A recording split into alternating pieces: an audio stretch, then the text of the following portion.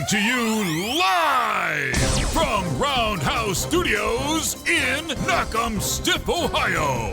It's American Exceptionalism with Scooter. He has all the ingredients for disaster. And El Scorcho. He wants to be human. American Exceptionalism is the place to highlight everything exceptional about the greatest nation on the planet. It's gonna be awesome. And now, Scooter and El Scorcho.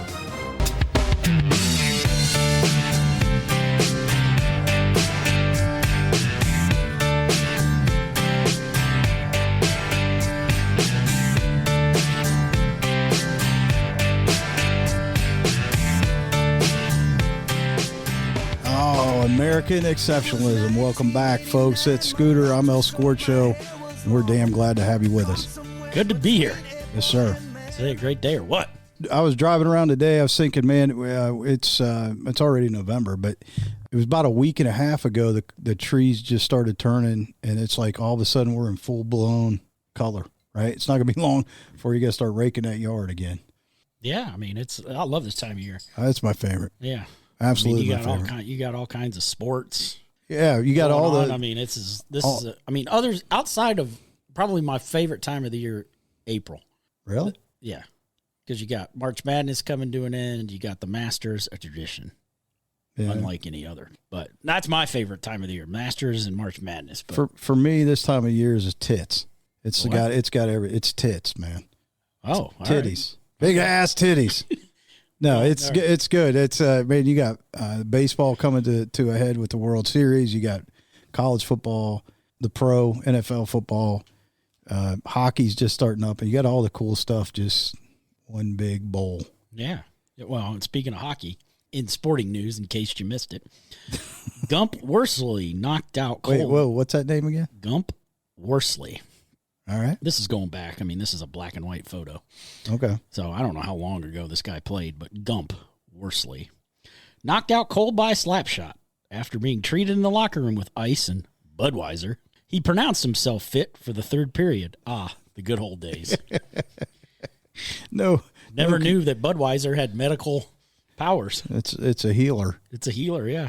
And he pronounces himself fit for play. Right? No concussion protocols. Wasn't there something recently where Baker Mayfield was in the tent and he slipped out the backside of the tent? Yeah, he ran out the back and they said... Ran onto the field and they had to pull him off the field? Yeah, they said, get back here, Sparky, and they checked him out. Yeah. He still came out. Get back here, Sparky. I've never been a Baker Mayfield fan, but I thought that was pretty cool if you're sneaking out of the medical tent and trying to play, so more power to you. I kind of like the guy. He's got guts. Sometimes his passing percentage isn't very good, but he's all right, man. I like him. He's done a lot for Cleveland. Yeah. What have they had, like 19 quarterbacks in the last 12 seasons or something? Years ago, some fan put together his own jersey, and he put a nameplate of every quarterback they've had for X amount of years. I don't know how many. It's like been like a puppy mill of quarterbacks. Yeah. And this list of quarterbacks' names went all the way down to the floor and drug behind him by 3 or 4 feet. It was funny. I can't even begin to name them all. So, I mean, at least this time they got he's a decent quarterback, and they've got weapons around him. Hopefully they can keep everybody healthy. That's the big thing right now. I mean, they got a late bye, too, somebody said, right? Have they not had a bye yet? Haven't been able to get rested up? Yeah, I think you're right. They might have a late one. They need it, though.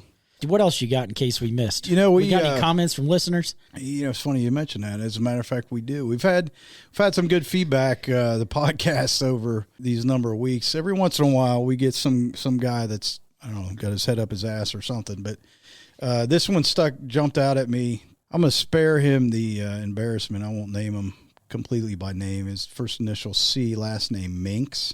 Basically was upset with our Wilson episode, which I thought was... Karen.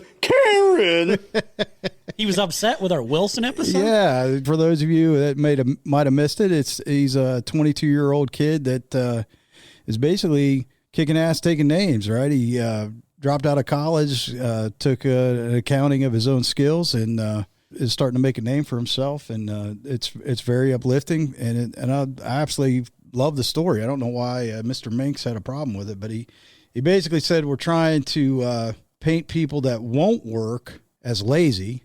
And those were his words right there, right? Yeah. Yeah. You're trying to paint people that won't work for shit as lazy. Okay. It was not the intention, but yeah. All right. And then it said, and then you try to paint people who commit treason as patriotic. I don't know how Wilson committed treason or whatever, but yeah, I'm not sure where he's going with that. Yeah. Barbara Streisand. Yeah. He's full of Barbara Streisand. So to Mr. Minks, if you're listening, you can kiss my ass. We're going to keep pressing forward. All right. How about you go back in the basement, fill up on the grilled cheese and the Doritos and some Yoo-Hoo, let the adults run the show. All right. We're moving on. America's moving forward. Amen. Can I get an amen? That's it, buddy. Yeah, I'm not sure where he's going with that. I mean, Wilson and treason. I mean, that's yeah. That's something. So I'm not sure where he's going. Finish him. Well, our intro music there today, folks, definitely had some meaning. We are taking musical requests, and our guest that's coming on the show, United States veteran, served in the, I believe it was the Navy. He'll tell us about his time of service to country. United States Navy. But listener of the show and one of his favorite artists of all times is the infamous Kid Rock. There's a little meaning in there. So our guest up actually requested the intro tunes today. So it's the least we can do for his service to country. We can honor a simple 25 seconds of Kid Rock. So I don't see a problem with that. So hang with us here as we're coming out of the break. We'll get into it with, I think he wants to be called Jim Bob. Jim Bob. Jim Bob. All right. Hang with us here a few minutes. Listeners, we'll be right back. Buckle up. Come on, brother. When people ask me what I do for a living, I say, well, I do voiceovers. And they say, what's voiceovers? Hi, I'm Ron Allen, professional voice actor and coach at Big Voice Productions. I've trained over 500 people in the art and business of voiceovers, and I can train you too. Voiceovers can be audiobooks, training videos, animation, gaming, TV or radio commercials, apps, and much more. Voiceover is in big demand worldwide, can be recorded on your home computer, and earn you a great income all from home. At Big Voice Productions, we teach you all about voiceovers, how to act with your voice, build a home studio, where to find work, how to run your voiceover business, and much more. Private lessons with me, the coach, can be online via Skype or Zoom and may include free software. Your first 90-minute consultation is only $49 and will answer all your questions. Schedule your consultation today at bigvoiceproductions.com. That's bigvoiceproductions.com. We teach you everything about voiceovers at Big Voice Productions. All right, welcome back, listeners. We've got with us today on the show, he's going by Jim Bob. Jim Bob. He said that's his fake name or his alias. His alias. Alias, so.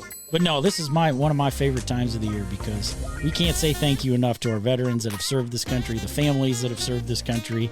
And Jim Bob is a United States veteran, so with Veterans Day this time of year in November, Jim Bob, we say thank you. Thank you, sir. Yeah, appreciate it, guys. Thanks for the offer to have me on, the opportunity. This is awesome. I love listening to you guys. Yeah, so what branch of military did you serve in? Navy. I did 4 years in the Navy, floating around on the great oceans, and saw a lot of cool places, I suppose, but none better than the USA, that's for sure. What were some of the places that you went to or that you saw? I did 2, they call them Mediterranean cruises. We went over to the Persian Gulf a couple times on a marine hauler. So we hauled all the Marines and their gear over there and dropped them off in Kuwait, stood by at the ready for whatever they needed. Rome and Greece and the Seychelles down there below the equator, and Bahrain and Dubai a couple times. When did you go in? I went in 2003 and got out in 2007. So were you supporting any combat operations, or I mean, you said we probably already liberated them, right?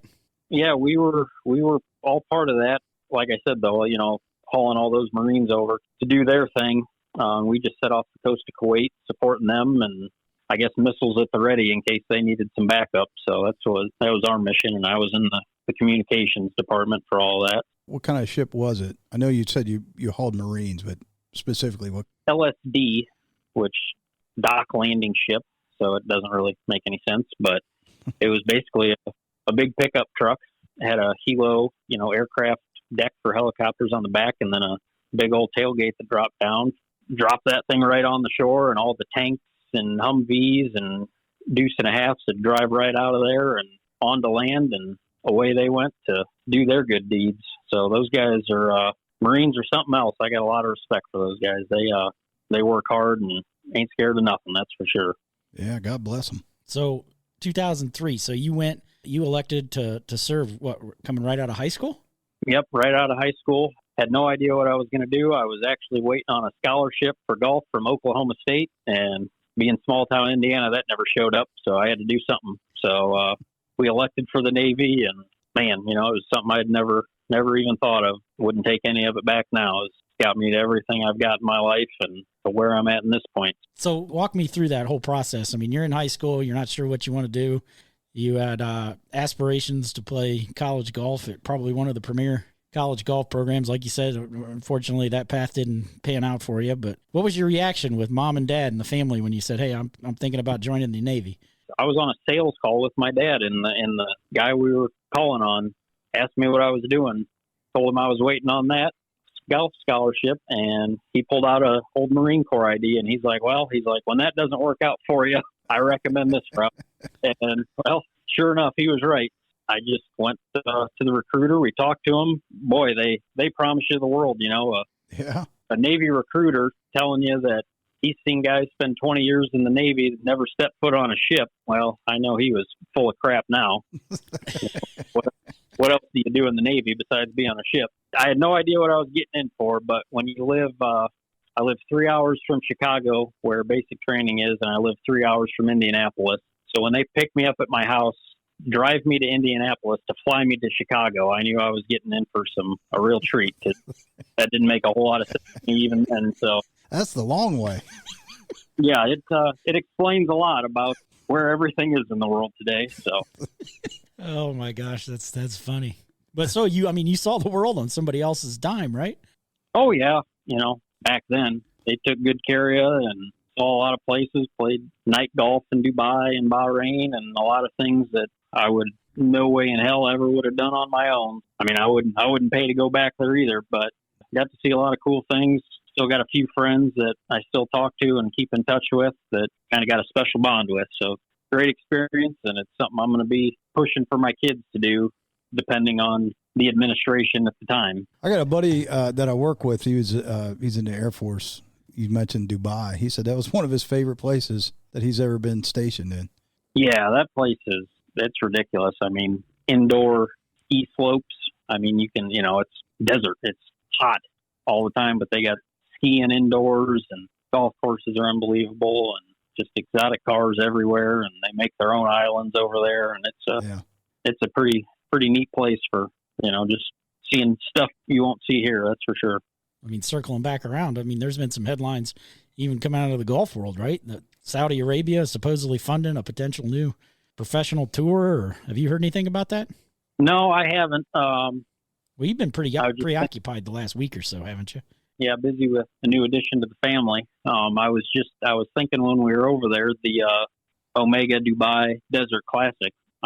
We could have played that golf course. It was $245 a round at the time, but that was too expensive for the guys I was with. So we only ended up playing $150 a round. I'm like, when are you ever going to get here to play this course? But well, good point. Played putt-putt instead. Didn't pan out quite that way. So, drank beer and got golf carts stuck in the desert at other places that was a little cheap. You bring up a good point, though. Seriously, like, when are you ever going to make it back to Dubai, right? I'm not paying to go over there, to fly over there. I mean, when I got out, they flew me from Kuwait to Washington, D.C., which is, right there by Dubai. I mean, that was 14 hours. I mean, that was miserable, but it was a great flight. I was seated next to some high-ranking Marine officers, and it's a dry country, Kuwait, so they couldn't serve beer or alcohol till we were in the air. This high-ranking Marine, he was on them to get us the booze, and it was 2 Heinekens and 2 shots of whiskey, and this guy was buying, and boy, it didn't take long before I was in the bathroom and then passed out for about half the rest of the flight. Heineken? We made German beer? Yeah, this guy was buying and asking questions. Well, you know? yeah, you're not gonna. But yeah, come on, man, let's drink something American. Best kind of beer is a free beer. That's true. We were banging shots of whatever he was doing as we were flying over Baghdad. It was crazy to think back on and talk about, but seeing all those lights over Iraq and everything else is, I'm getting out and they're still down there doing their thing. So it was quite an experience.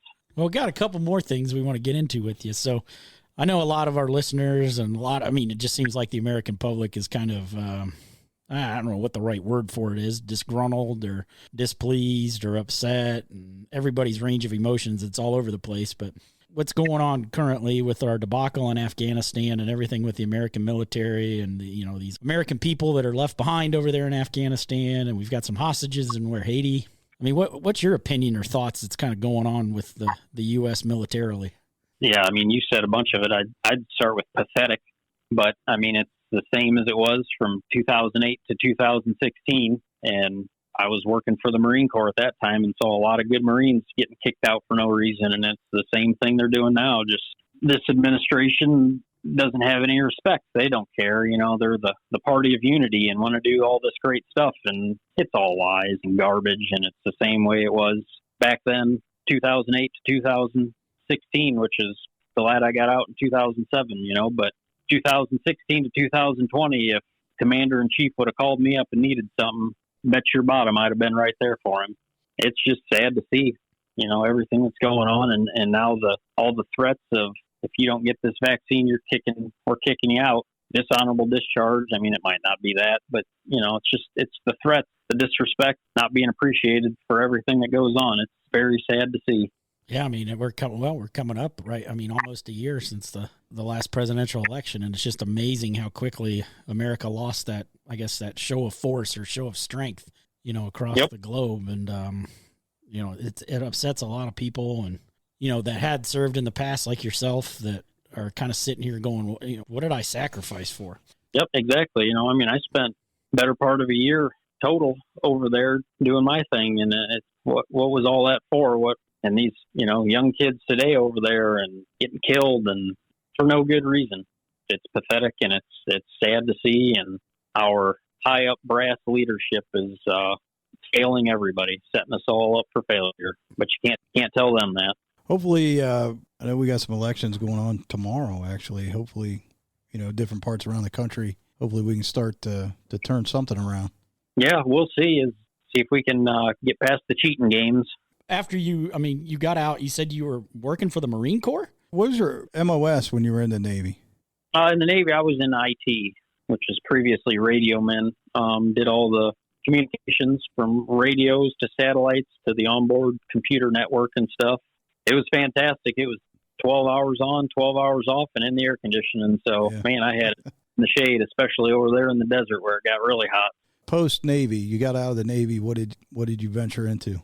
Went to college. What a waste of time. But then did that for just a couple years, but then got offered a job working for the Marine Corps out of Quantico, in the IT field. So I decided to stick with that.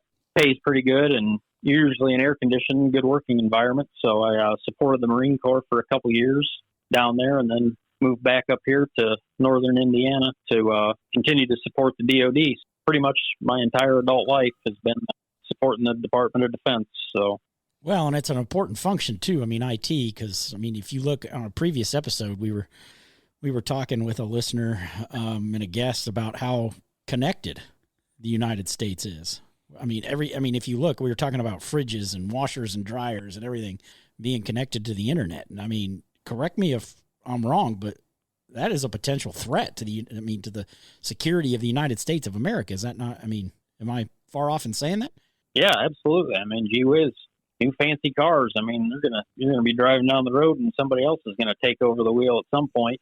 You got to assume that's going to happen. I would assume, but I'm in the field of IT. But I just recently got the internet at my house for working from home since the whole scamdemic and everything else. But I'm not in one of those fridges or anything else. My phone does enough listening. Even though supposedly turned off. Everybody has these, what are they, Alexa or whatever in their home and stuff like that. I look at that and I'm like, are you nuts? It is a listening device, and people have them hooked up in in their house and they're like, oh, they're not going to listen in on me.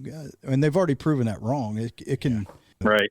It can hear you have a conversation. The next thing you know, you pick up your phone and you go on the internet or whatever, and you're getting ads for the very same things you were talking about in the privacy of your own home. We have them at our house, and I don't know. We think it was 5:15 in the morning this morning, and I don't know. Some female was talking downstairs, so we I don't know. Something must have woke Alexa up. We don't know. It was like a computer recording saying something. Maybe you had a guest. I don't know. Trying to find her way out. I don't know. But we were all kind of this morning when we got up and rubbing our eyes, going, "What was that?" At 5:15 in the morning. So a little unnerving.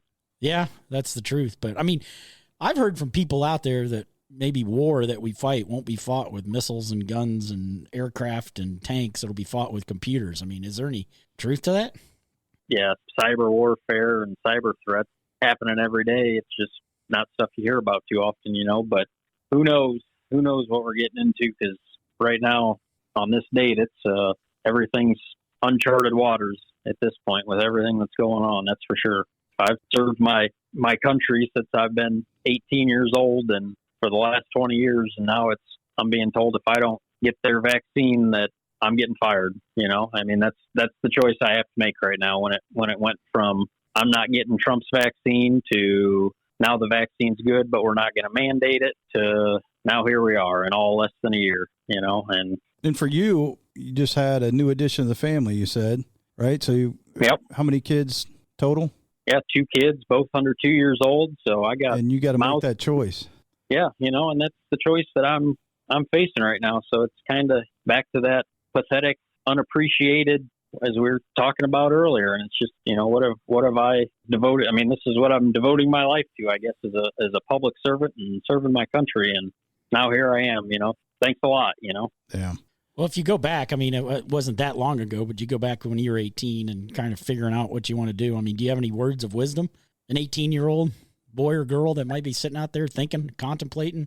Yeah, I would highly recommend it. I mean, it's a great path, a great avenue. And the one word of advice I would give would be to make sure that you get an assigned job in the military. Don't go in as undesignated or something like that. They will try to sell you as, oh, you get to go around to all the various jobs and see what everybody does and choose the right path. And that's a load of garbage.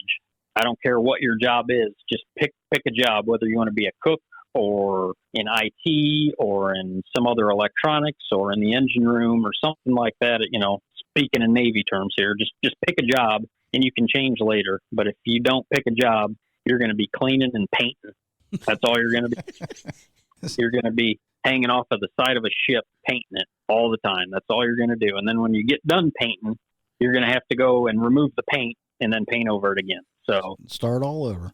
Yep, just start over there. It's busy work. So that would be my one tip for anybody in high school or whatever looking for a career change is to just take a job and you can change later, but just go in with an assigned job.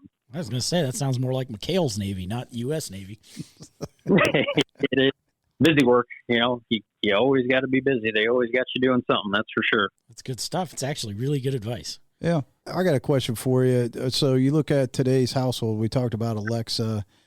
People are doing everything on their phones. Everything's done over the computer. They talk you into paying your bills over some website. They automatically take the money from your account, so on and so forth. We get, everything's becoming more and more computerized, so to speak. How much is too much, and where do you draw the line? I mean, it seems like every website you go on, they want you to click, say, hey, we use cookies. You have to accept it to go any further, right? And then they want your email address. And then at what point do you just say no? I mean, even 20 years ago when your identity was stolen, that was a big deal. Now happens every other day. My credit card got stolen 3 times in one summer. No big deal. You get a new one, It's convenience. I mean, I admit to it. I like the convenience of it because I don't like the general public, so I don't want to go out at all. So Amazon as a company to me is terrible. All their support of different things that aren't things that I support, diapers and wipes and all this stuff for my kid just dropped off at my doorstep. I don't have to do a thing. Right. It's a convenience thing. To me, I guess it's worth supporting I guess I am supporting Amazon, even though I don't agree with any of their company values. But I don't want to go to Walmart or go to any store and be in the general public. So I'm going to do that. Yeah. You mentioned Amazon. I saw a documentary, I think it was on Frontline or anything. It was on Amazon. It was about 5 or 6 executives that left because they were disgusted with everything that was going on there.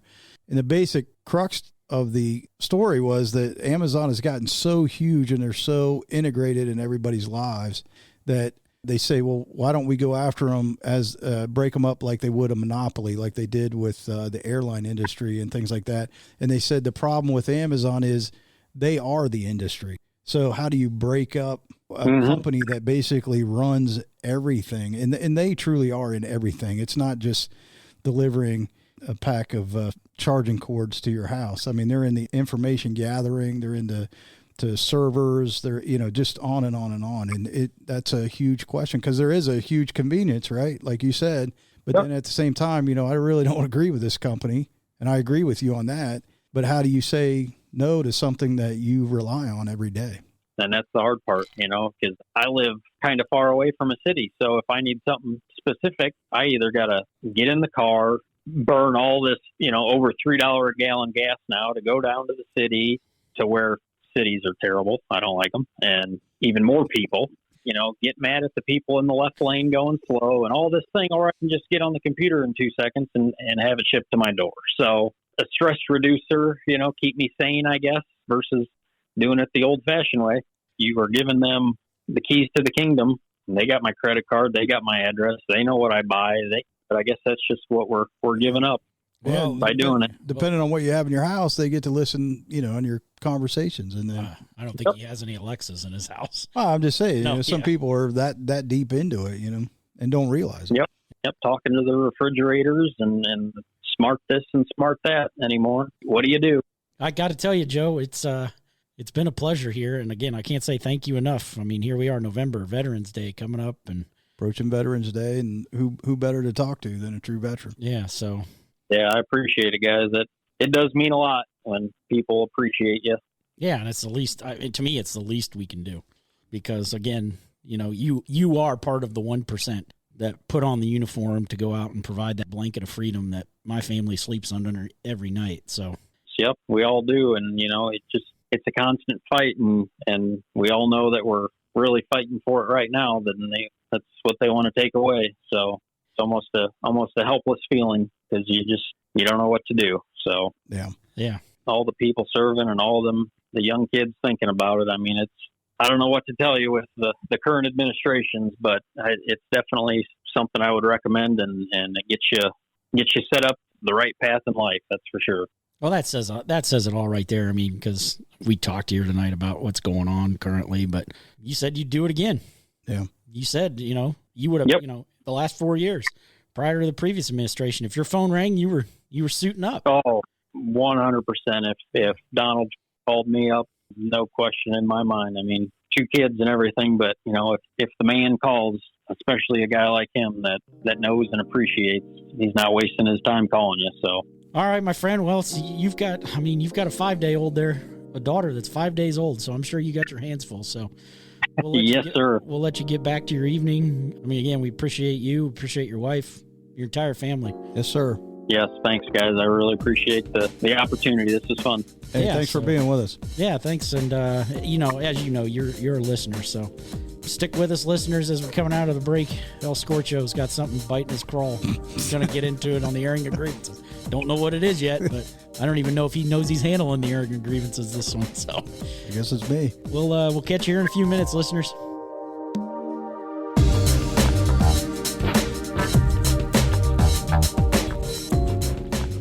How do I get started doing voiceovers? You get started in voiceovers with quality training. Hi, I'm Ron Allen, owner of Big Voice Productions. Learn how to narrate audiobooks, TV and radio commercials, corporate narrations, and more with our online or in-studio sessions at our studios here in Columbus, and financing options available. Email bigvoiceproductions@gmail.com and let's get you started in voiceovers now. bigvoiceproductions@gmail.com. We teach you everything about voiceovers. This episode of Airing of Grievances is brought to you by Wagon Wheels Marshmallow Snack Cakes. It's so big, you gotta grin to get it in. All right, listeners, welcome back. Coming out of the break, what a great segment that was with Mr. Jim Bob, United States Navy. And again, we say thank you for service to country, everything you do to provide that blanket of freedom that we sleep underneath every evening. So, Roger that! Now we're into the great portion of the program, the airing of grievances. With the airing of grievances. I got a lot of problems with you people. Now, you're going to hear about it. So I literally just punted this airing of grievances section to El Scorcho, put him on the spot, and he said he had something happen to him today. Today? Yeah, this is real time. This happened about 4 hours ago. All right, well, perfect. Now we're... All right, hang on a minute. We got to get this dream ski fired up here. We got it? Straight out of China. I just think you hit the 5 button, right? The 5. Oh, okay. I got a 5 even. Starting now. You're on the clock. Let's go. All right, so my mother broke her foot a couple weeks ago. She had to have surgery. Today was the first post-operative visit. She needed to be driven to the doctor so he could inspect the incision and just see how the foot looked. Everything go all right? Good. Yeah, everything's going well. And so I drive her to her doctor appointment, and it was a little bit away from where we live. It's probably a 35-minute, 40-minute drive. It's to a town I like to refer to as Hilliards, known for just ungodly traffic. So I told my mother, I said, look, we got to plan ahead. That's a pretty affluent area, right? Yeah, I guess. Affluent area. Some people call it affluent area with NASCAR flags. Yeah, I mean, the trailer's coming double wide. I mean, so we drive. So we get in the car, we plan ahead. Well, we get to, apparently the traffic wasn't as crappy as we thought it was going to be. We got there to the area 30 minutes ahead of time. My mom said, I'm thirsty. How about we go get something to drink? Well, there was a Wendy's, I don't know, a little bit away from the doctor's office. So we pull up to Wendy's, and of course they're not open for in dining because they had a sign that said we are horrendously understaffed, right? So you have to get in line at the drive-thru, and I don't know, we were probably 6 cars back, whatever. At that point, we had 30 minutes. Right, to get to the doctor's office. I'm like, this is a slam dunk. We're just pulling up. We're getting a couple of cold pops, and then we're gonna, cruise on back to the doctor's office. Fast food for a reason, right? Yeah. And so it was about 5 after, and at about 25 after, I've yet to give my order. So by the time we got our cold drinks, we pull out, and I'm thinking, well, it's no problem. I only got to go about a half mile. Well, we pull out on the road, and it's right turn only. Well, we got to go left, and they got like a concrete divider, making sure that you can only go right. So I turn right, and you got to go a little ways down the road. We probably went about a half mile down the road before this concrete divider ended, and I thought, here's a perfect opportunity for a U-turn. It was illegal. I understand that, but I got an old lady that needs to get to the damn doctor, right? So yeah, I get to this gap, and there's no traffic coming. I'm going to commit this U-turn in front of nobody. I perform a perfect U-turn, and it's 2 lanes going the other direction. I pull right into the appropriate lane, and there was a car a little bit ahead of me to the right. I had no impact on this car whatsoever. He must have watched me in my mirror. So as we're traveling along, we're going back. We were going eastbound. Now we're going back westbound. He sticks his pointer finger out the window and starts shaking it at me. And I just kind of chuckled. I'm like, all right, whatever. As we're going along, we hit a red light. And both come to a stop next to each other. And we got our windows up, my mom and I, and we're just talking. This guy rolled his window down, and he's screaming at me, right? I don't know what he's saying, but he's pissed, and he's screaming at me. And the guy is probably 70 to, mid 70, maybe 74, somewhere in that range. Okay. Older fella, but he's upset. He didn't like... He wasn't like hitting on your mom? No. Okay. Yeah. So I rolled her window down because he's... my mom's between he and I, and he's cussing at me like a sailor. Okay. He's letting me have it. And I started chuckling, and I don't think it went over very well with him. And he's like, listen, I ought to pull you out of that car and whip your ass. And I said, well, I honestly don't think you could pull a bag of leaves down to the curb. Thanks anyway. And he's like, you think you know everything. You just whip U-turns wherever, and it's just breaking the law, blah, blah, blah. And I said, listen, man, I didn't mean you any offense. It happened. right? And he said, I ought to drag your ass down to the police station. It just went sideways. This guy was really upset. I'm like, man, relax, right? Nobody got hurt. Yeah, there was a law broken, but I actually had a decent reason, I think. So hate to be his dog. Yeah, really. Like who pissed in your Cheerios this morning, buddy? I don't know. You had a couple recently too, where you got cussed out by a 92-year-old or 90. That was 2 summers ago. That's old news. Oh, it is old news. Yeah. No, I got a YouTube star that lives across the street from me, like a legit YouTube star. I look at this guy's story and I scratch my head, but he makes videos with his 92-year-old grandmother. So what goes by Grannie? Grannie. Yeah. We live on a dead end road. It's common for everybody to walk the road, just get a little exercise, right? So one day I went out for a walk and walked the full length of the road, and I was coming back and I walked by their house. The guy that lives there, her grandson, had probably 3 or 4 buddies over, and they were doing yard work, helping him landscape or whatever. Sure. So I walked by and I kind of waved to a couple of them or whatever, and I just kept walking. Well, as I'm going by, I hear this voice, "Hey, Kenny! Hey, Kenny!" I'm not really paying attention because my name's not Kenny, and she just keeps going, "Kenny!" And so I turned and looked, and there's Granny in the upstairs window, and she's looking directly at me, and she's waving her hand just as vigorously as she can, right? Kind of like Forrest Gump. Yeah, she's just waving away, and I kind of chuckled and I looked away, and she goes, "Ow, fuck you too."